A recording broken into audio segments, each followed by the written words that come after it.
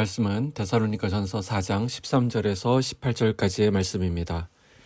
형제들아, 자는 자들에 관하여는 너희가 알지 못함을 우리가 원하지 아니하노니 이는 소망 없는 다른 이와 같이 슬퍼하지 않게 하려 함이라.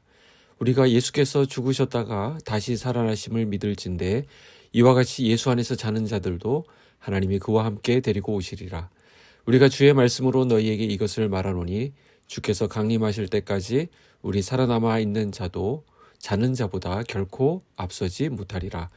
주께서 호령과 천사장의 소리와 하나님의 나팔 소리로 친히 하늘로부터 강림하시리니 그리스도 안에서 죽은 자들이 먼저 일어나고 그 후에 우리 살아남은 자들도 그들과 함께 구름 속으로 끌어올려 공중에서 주를 영접하게 하시리니 그리하여 우리가 항상 주와 함께 있으리라.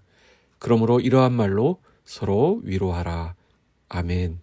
할렐루야, 좋은 아침입니다. 오늘 하루도 주 안에서 기쁨과 평안이 넘치는 그런 날 되시기를 축복합니다. 미세먼지가 약간 있는 것 같긴 한데 일단 날씨가 너무 좋네요. 교회 바깥 데크 쪽에서 바라보는 불암산이 너무 아름답습니다. 주중에는 저와 오 목사님이 충분히 누릴 테니 주말에는 우리 성도님들이 이곳에서 커피 한잔 하시면서 이거를 좀 만끽해 보시기를 권해드립니다. 오늘 본문 마지막 구절인 4장 18절은 이렇게 마치고 있습니다. 그러므로 이러한 말로 서로 위로하라.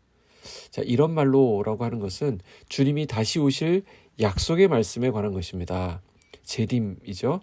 예수님께서 죽음 후에 부활하셨기 때문에 우리도 또한 부활하여 주님과 영원히 함께하게 된다는 소망이 위로가 된다라는 말씀입니다.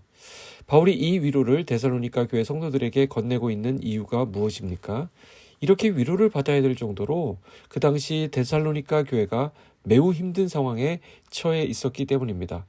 자, 요 다음 성경인 데살로니가 후서 1장 4절을 보면 그러므로 너희가 견디고 있는 모든 박해와 환난 중에서 너희 인내와 믿음으로 말미암아 하나님의 여러 교회에서 우리가 친히 자랑하노라 라고 말합니다.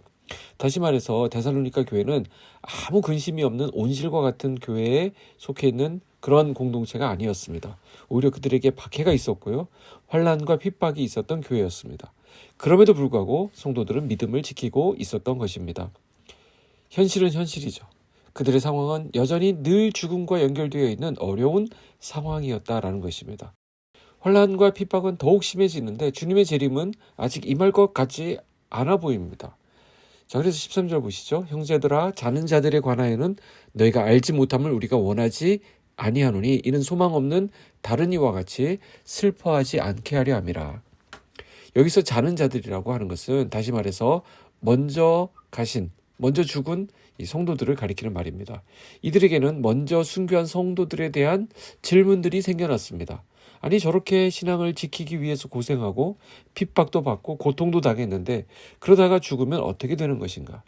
이 땅에서 볼 때에는 실패한 것만 같고 고생만 하다가 끝난 것 같은데 그렇게 되는 것 아닌가라는 의심이 들었다라는 것입니다. 자, 그런데 14절 보시죠. 우리가 예수께서 죽으셨다가 다시 살아나심을 믿을진대 이와 같이 예수 안에서 자는 자들도 하나님이 그와 함께 데리고 오시리라.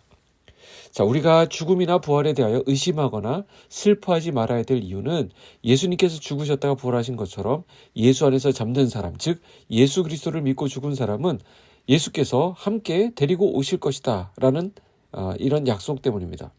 예수님께서 부활시키셔서 함께 하실 것이다 라는 그런 약속의 말씀입니다. 바울은 이것은 자신의 말이 아닌 예수님께서 하신 주님의 약속의 말씀이라는 것을 분명하게 강조하고 있습니다. 15절 보실까요? 우리가 주의 말씀으로 너희에게 이것을 말하노니 주께서 강림하실 때까지 우리 살아남아 있는 자도 자는 자보다 결코 앞서지 못하리라. 자, 성도의 부활과 예수님의 재림은 기독교 신앙에 있어서 핵심에 해당합니다. 이는 분명 예수님께서 약속하신 약속의 말씀이기 때문에 서로 이 말씀으로 고난과 어려움, 핍박과 박해 속에서도 위로와 힘을 얻으라는 것입니다. 사도 바울 역시 예수님의 부활과 재림의 약속의 말씀으로 핍박과 고난 중에서도 힘을 내어서 복음을 끝까지 전할 수 있었던 것을 우리는 알고 있습니다. 우리가 신앙의 삶을 살아가면서 넘어질 때도 있고요. 쓰러질 때도 있습니다. 생각지 않게 오해를 받기도 하고요. 고통을 당할 때도 있습니다. 그러할 때 우리가 기도하고 구할 것이 바로 부활의 능력입니다.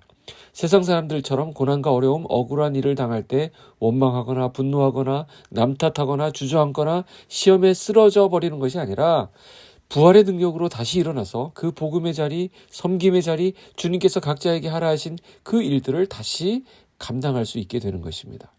우리는 하나님과 함께 영원이라는 시간을 살아가게 될 사람들입니다. 그러니 이 땅의 가치로 우리의 인생이 판단될 수 없다는 것이죠.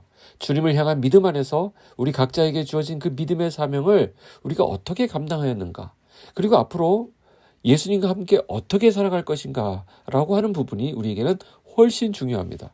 17절 보시면 그 후에 우리 살아남은 자들도 그들과 함께 구름 속으로 끌어올려 공중에서 주를 영접하게 하시리니 그리하여 우리가 항상 주와 함께 있으리라. 자, 이것은 당시 데살로니가 교회 성도들에게나 오늘을 살아가는 우리에게도 동일하게 적용되는 말씀입니다. 우리는 이제 예수님과 항상 함께 있는 존재이기 때문에 세상의 어떠한 어려움 속에서도 우리는 그 어려움을 극복할 힘을 가지고 있습니다. 우리는 주님 안에서 서로 사랑하고요, 서로를 위로하고요, 주님을 향한 그 믿음 안에서 오늘을 사명자로서 굳건하게 살아갈 수 있는 것입니다.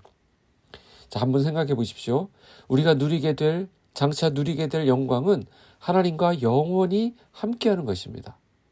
자, 영원 안에 오늘이 포함되지 않겠습니까?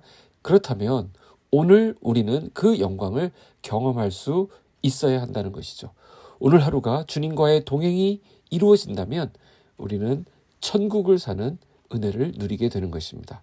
이 소망을 가지고 주님과 함께 걸어가는 은혜의 날이 되시기를 주님의 이름으로 축복합니다. 기도하겠습니다. 하나님 아버지 감사합니다. 이 새벽에 우리가 누릴 소망에 대하여 말씀하여 주시니 감사합니다. 주님의 이 약속 붙잡고 주님과 동행하는 오늘이 되게 하여 주시옵소서. 하나님 아버지, 우리가 오늘 하루는 위로자가 되기를 원합니다. 우리 곁에 붙여주신 이웃들을 품고 사랑하는 믿음의 삶을 살게 하여 주시되 오늘의 삶을 통하여 예수 그리스도의 모습이 나타나도록 우리와 함께하여 주시옵소서. 예수님의 이름으로 기도하옵나이다. 아멘.